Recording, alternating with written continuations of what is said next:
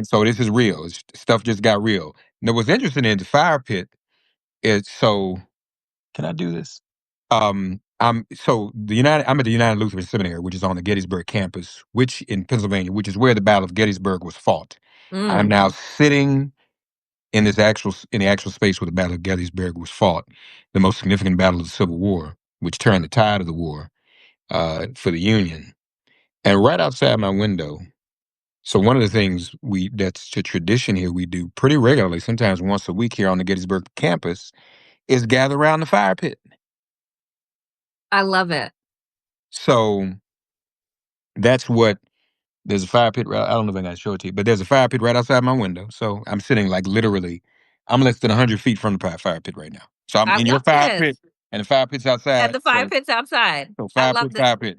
I love this for us. So for folks who may not know, Mark and I have a long and storied relationship together in media. Mark has been a mentor with radio, with podcasting. We worked at Sirius together. We've worked at different places together. And Mark is just when I have questions, both like about where is this country headed, and like when I am losing deep faith in this project that is America, Mark is one of the people that I turn to, folks. And so with this new series, the Fire Pit, you are top of my list to talk to. And oh, thank goodness there's no news for us to unpack. So so without further ado, let's dive in. And I want to start. Let's start first with the Democratic establishment, the caving around the shutdown, the weaponization of food that we saw with the denial of SNAP benefits, and then Donald Trump wanting to go after states that were providing SNAP benefits for their constituents, and the election, right? That was a little over a week ago now, that we saw such a momentum build that we needed, right? Like the mustard seed of hope that I hold on to, I actually thought I saw a sprout. But with that, the Democratic establishment took what the voters gave them and said, we'll just go back to the same old, same old. We'll agree to a deal that isn't a deal because we get nothing from it. And now Americans are going to suffer with skyrocketing health insurance, myself included, because I get private insurance on the marketplace here in New York.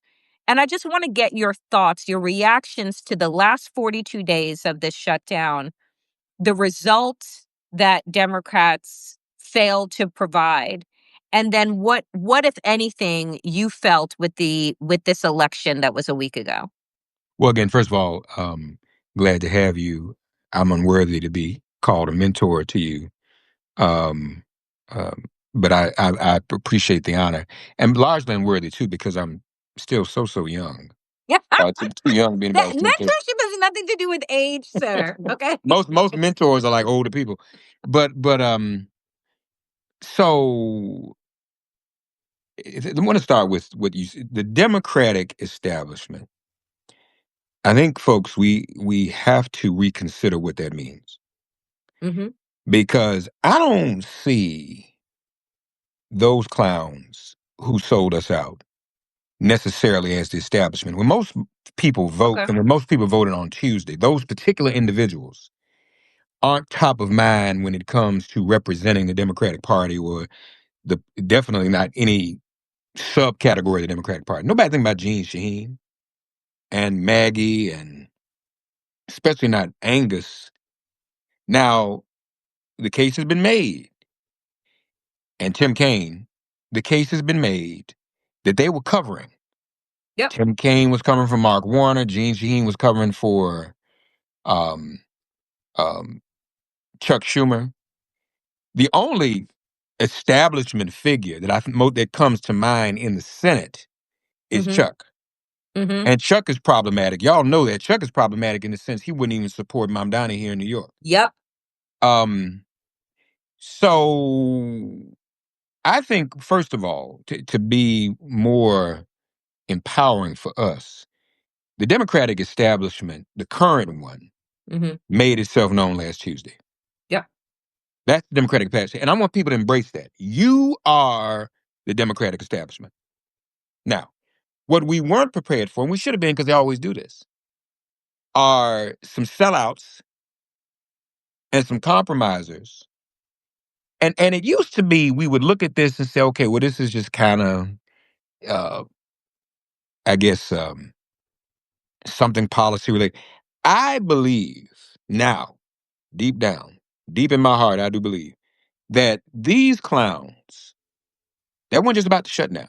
Mm-hmm. They cut deals or somehow got some incentive, Mm-hmm. some perks, some collateral, not just in the shutdown, but to nullify Tuesday, which is far more sinister. Now, folks, let me just be clear. I don't know how conspiratorial your audience is, and I'll admit, for years, Dick Gregory was my co-host, so I've been accused of being a conspiracy theorist. I don't like that terminology. I don't think that I am. I mean, conspiracies are real, so I hope that doesn't throw people off. But don't take my word, folks. Just go back and look for a minute. Look at the timing. He could have done that anytime. Anytime. One, two. For the first time, we're seeing something. We're seeing two things for the first time. First of all, the major thing we've seen over the past couple of years is the masses, for the first time, even Jewish people in America have a problem with Netanyahu and Israel and what they're doing. You've Yep. never seen that as unanimously, right? That's its Nope. own phenomenon. And since Sunday, when Democrats would sell us out, people like us would get upset, people like us who are full-time politicos. But down to the grassroots, down to the everyday person on the street, they're like, this is a sellout, which I think also is a good sign. Yep. Because people are awake. Now, they're sophisticated enough to see that for what it is. These bozos probably thought it was going to go like it had before in past years. So that being the case, if we all know something's wrong with that, maybe we ought to look a little deeper. It's not like people don't cut deals. Mark, what do you mean? What do you mean people cut deals? Every major capitalist mainstream media corporation is cutting deals. Other folks are cutting deals. Universities, except for the few strong, backbone straight holdouts, are cutting deals with Trump. These are people, I don't know what Angus is going to do. Gene Shaheen's not running for re-election. They had nothing to lose, only to gain by selling us out. The question we have to ask ourselves is, how much did they gain? Yep. And to make the false choice between healthcare and food, between illness and hunger, that's not a choice. It's both of them. How do you once again, not the first time we've seen it, snatch defeat from the jaws of victory in the way that they did? That is problematic. So I think, and maybe, it's not a priority, but at some point, somebody really needs to do a deep dive on the genesis of that. How it happened, and what really was exchanged for that to happen. That does I'll not, just say, because they could have waited, Danielle, they could have waited 2 weeks. they could have waited. They also could have done it earlier, before the election. They could have waited after the election. But here's the thing.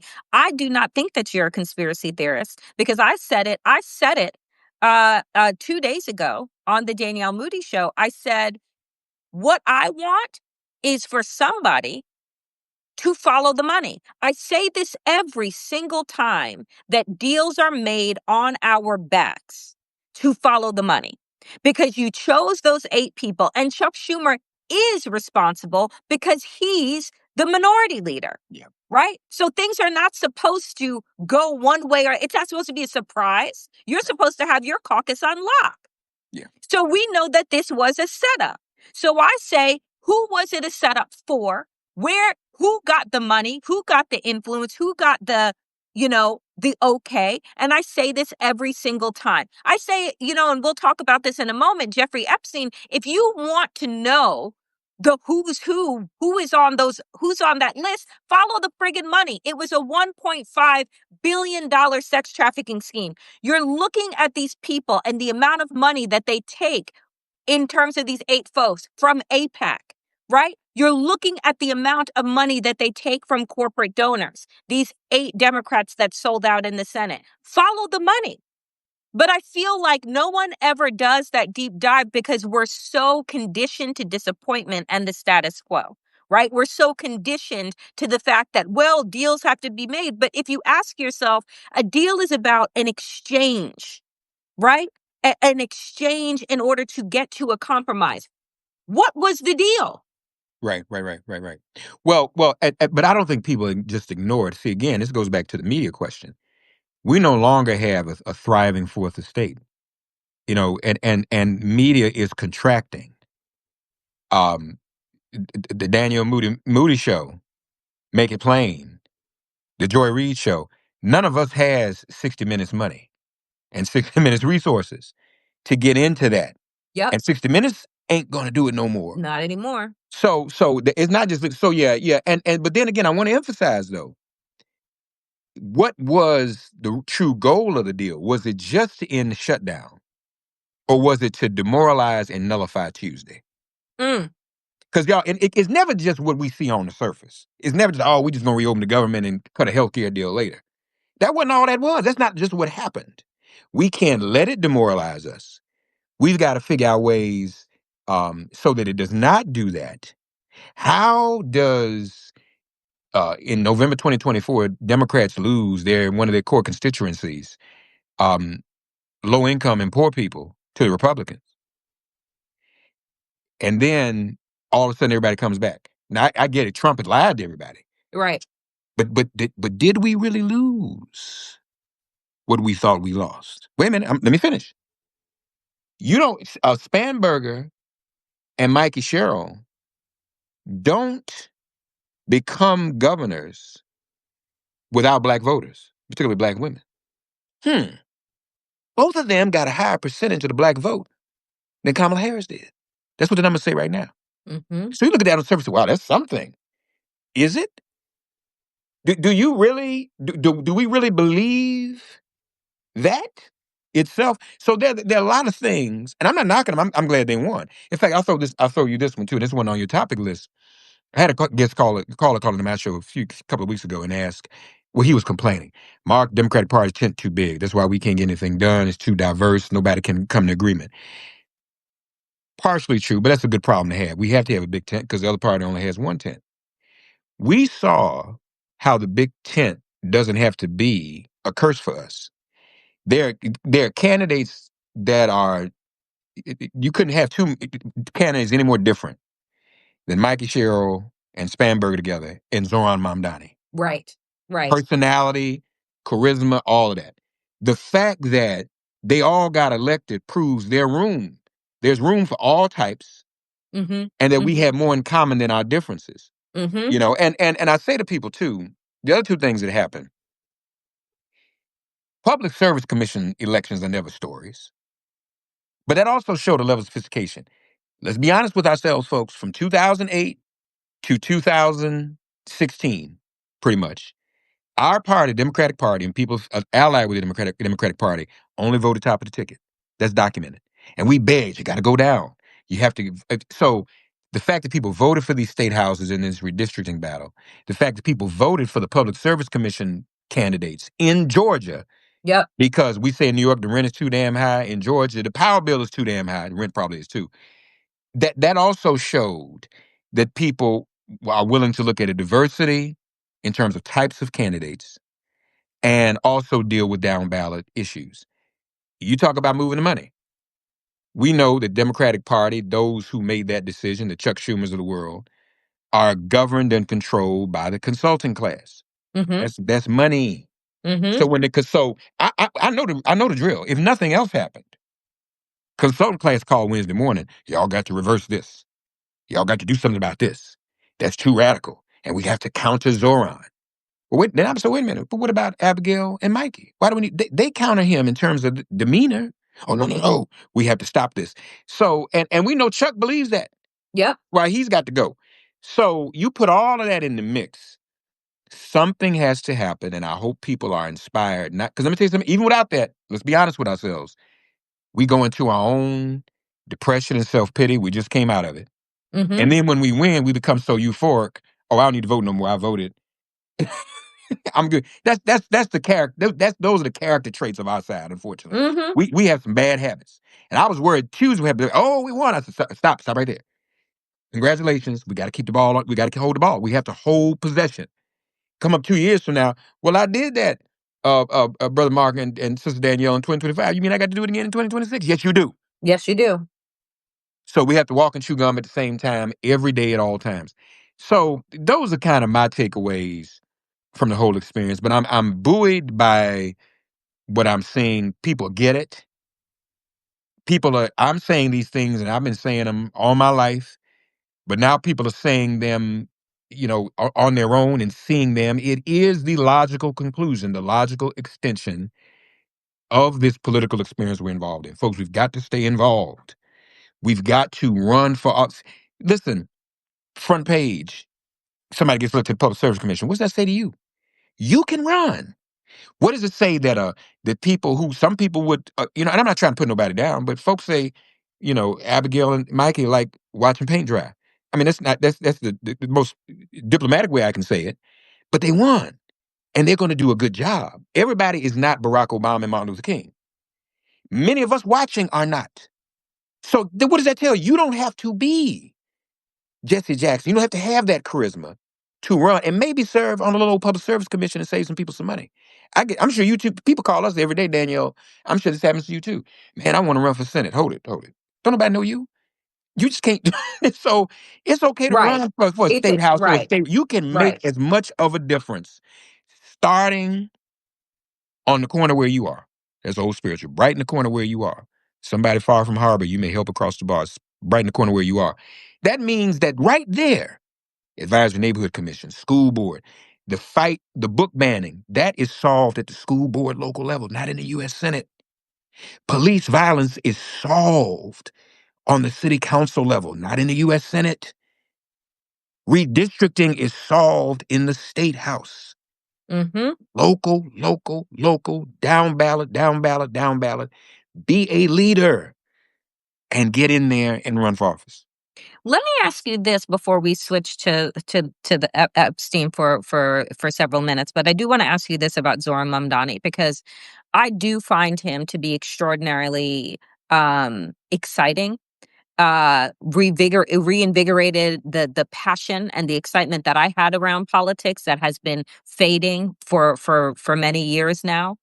And I also caution my audience that he is but one person, right? And we cannot hang our hopes and dreams on one person. He is not going to save the Democratic Party. He's not going to save America. And that there is everything that you were saying about the personal responsibility that we have as citizens of this country, as constituents in these states to hold our representatives accountable, to get involved. And what I was encouraged by, Mark, is that Zoran Mamdani, they are wading through like 50,000 applications for people to work for his administration in New York. And so I just wanted to get your thoughts on what that signifies to you and if what we have always talked about of the consciousness of America being lifted, the eyes being open, if that kind of reaction of I'm not just going to clap for him, but I want to work for him, if that is something that you believe can be sustainable.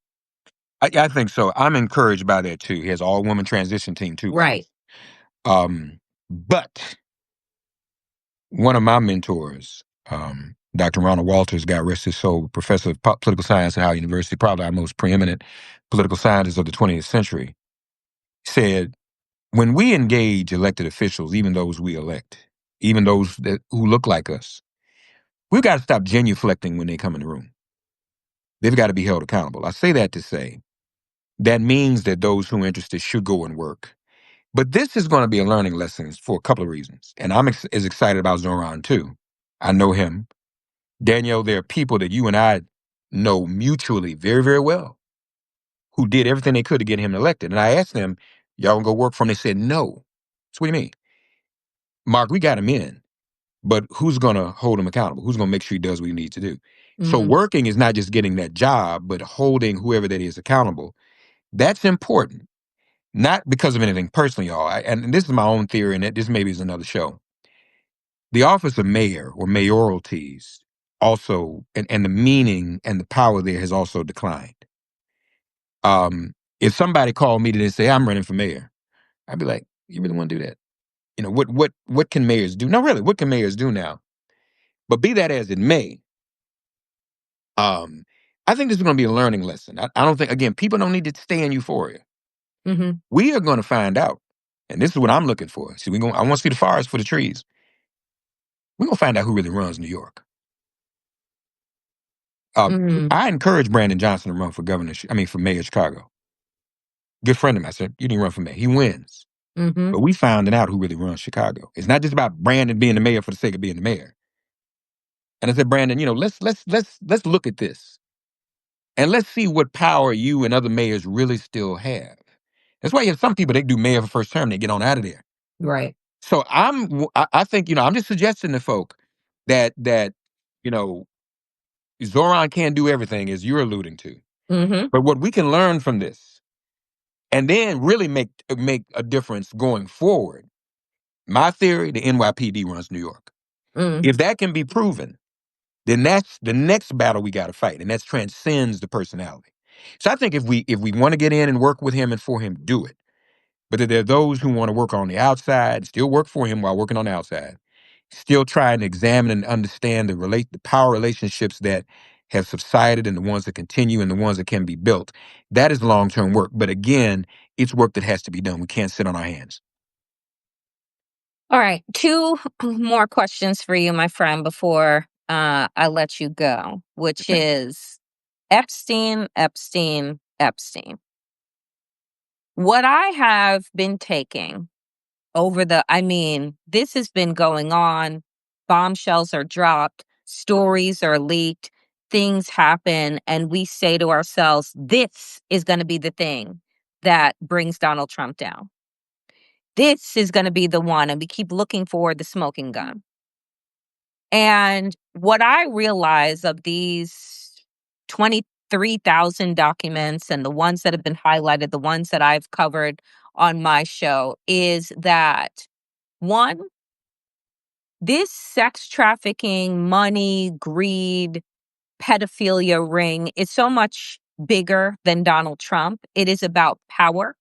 It is about misogyny. It is about who these men have known that society does not care about.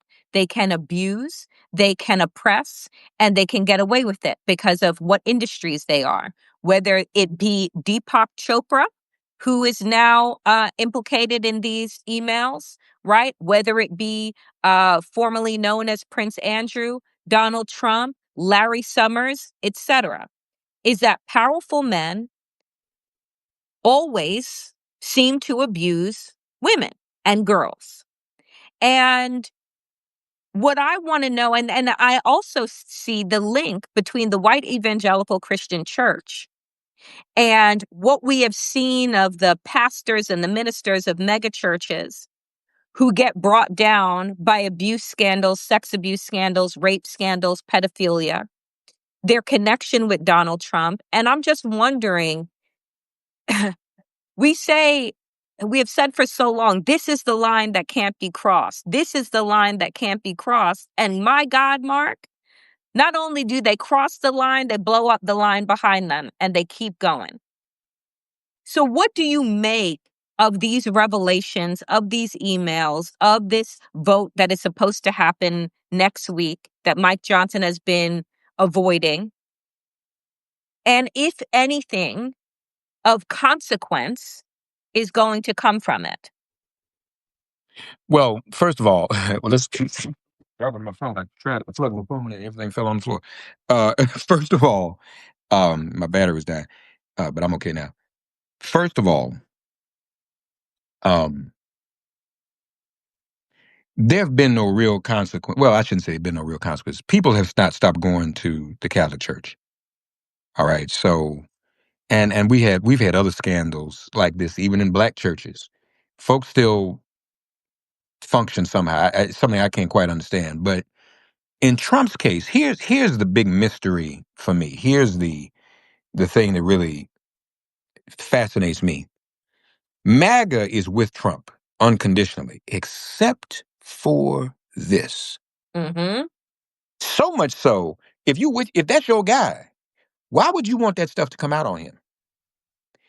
It has its roots several years ago. Remember, there was the right wing and the Reddit and the alt-right community had this obsession with Democrats and pedophilia. Yep. And Hillary Clinton and the Peace Party and all that. But they've not absolved Donald Trump of this. Maybe we shouldn't be so naive about that because politics is politics. Politics breeds self-ambition. And let's face it, Donald Trump can't live forever. I mean, he's trying. He's eating healthy Big Mac meals every day to increase his longevity. But sooner or later, that's going to run out. No, seriously, Danielle, think about me, you, and folk we know ate Big Mac every day, we'd be checked out in 2 weeks. Mm-hmm. I mean, that's euthanasia in real time. I don't know how he does that. But anyway, I'm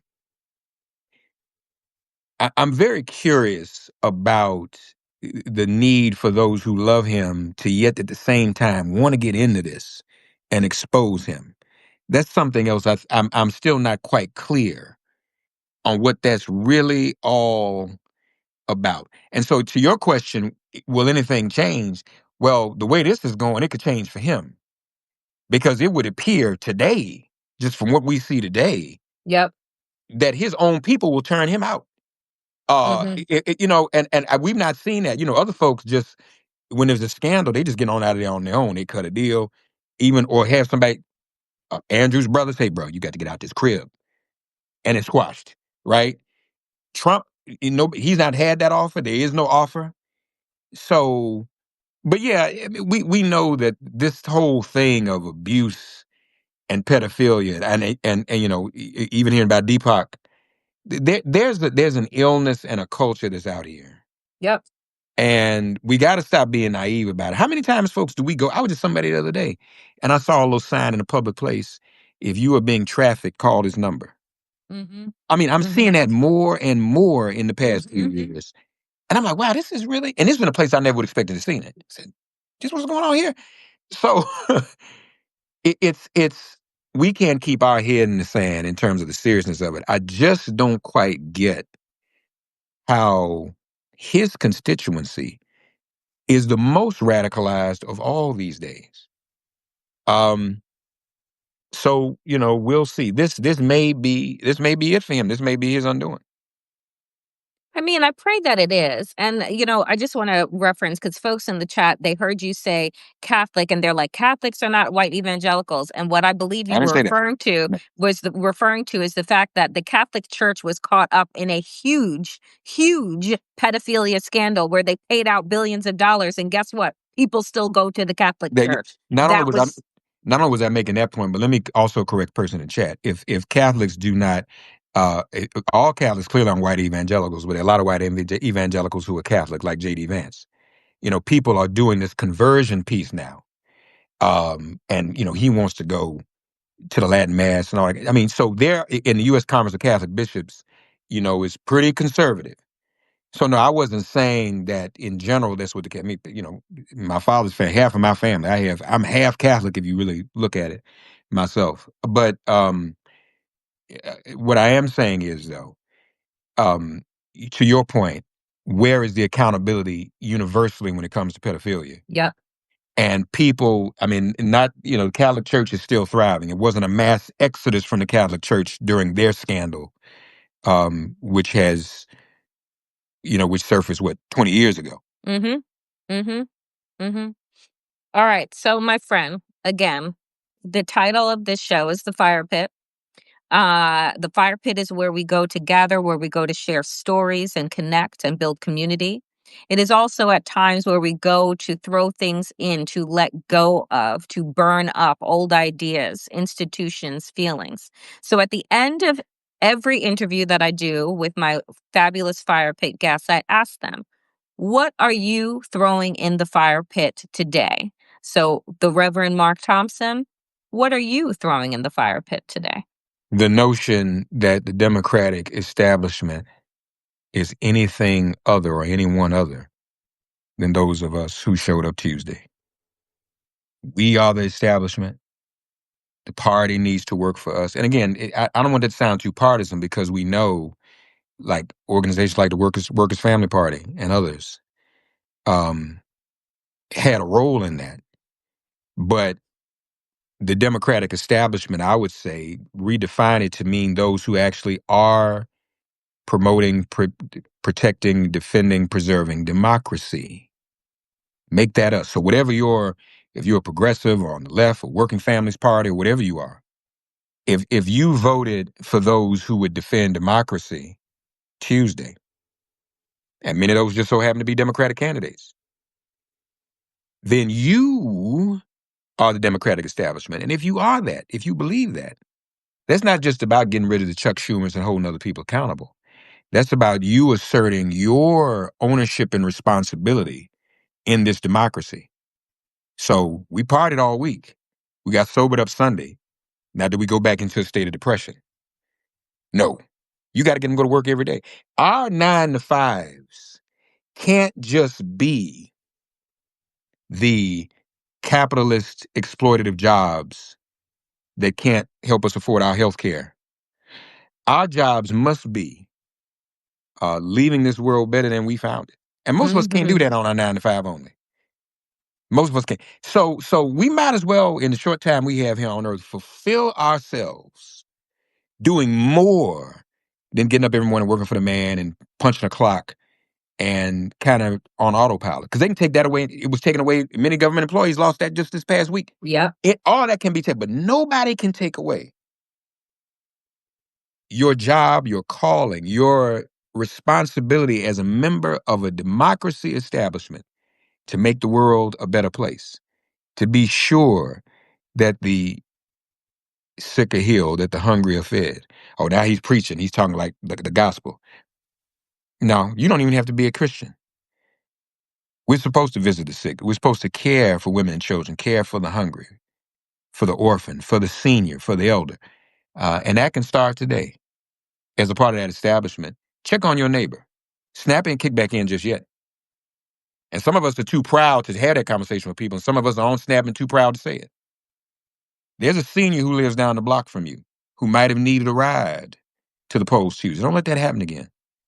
That's when your establishment, stop being a spectator looking at another establishment, but you be the establishment. So I'm throwing out on the fire pit today this notion that those 8 and then the ones that are undercover, the out front 8 and undercover 8 are any establishment of anything. They are sellouts. We are the establishment. So let's start acting like it. I love that, Mark. I love that so much. And I appreciate you so, so much. Please tell folks before we get out of here how they can follow you, how they can support your work, and see you and hear you on a regular basis. MakeItPlain.com. The show is Make It Plain. Make It Plain with Reverend Mark Thompson, available wherever you get your podcasts. So yes, would love to have everybody join, and I'm here for you. And Danielle, so proud of you that you were, folks. If folks start this, there's a lot who start out this way, but they rarely finish. We need more closers, and I'm glad that Danielle answered the call to service to have a show. This ain't just a whole lot of folk on these things now, and they're trying to do celebrity journalism and celebrity activism, even though both of those terms are oxymorons. Because if you're really serving, you ain't trying to be no celebrity. And some folks just in this to get a certain number of likes and whatnot, and even maybe to make some money. But Danielle, I want y'all to support our dear sister every day, because what she's doing is life-saving work. And Danielle can do a lot of things, but she's here with us. But we appreciate you too.